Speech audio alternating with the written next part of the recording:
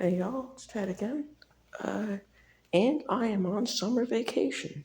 You're probably wondering, but wait, Ted, I thought you had summer school.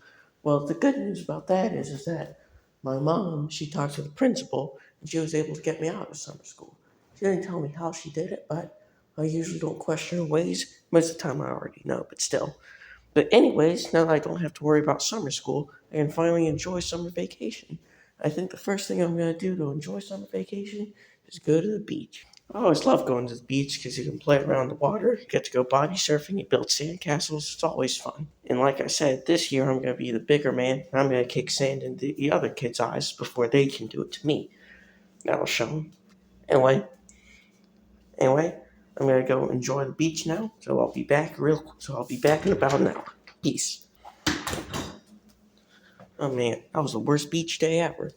First of all, I did get to kick sand at a few kids' eyes, but then Jeremy came along and he kicked sand right back in my eyes. And he's about a foot taller than I am, so there wasn't a whole lot I could do. But that's not even the worst part. Hazel was also there, and she eventually joined in. I would kick sand in her eyes if they weren't so pretty. But you know what? But what made it worth it was that while I was at the beach, this big tidal wave showed up, swept up everyone like it and and it swept up Jeremy and Hazel, and they nearly drowned. They only barely escaped.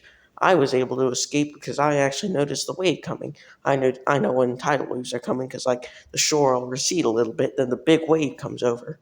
Just remember that if you're ever at the beach.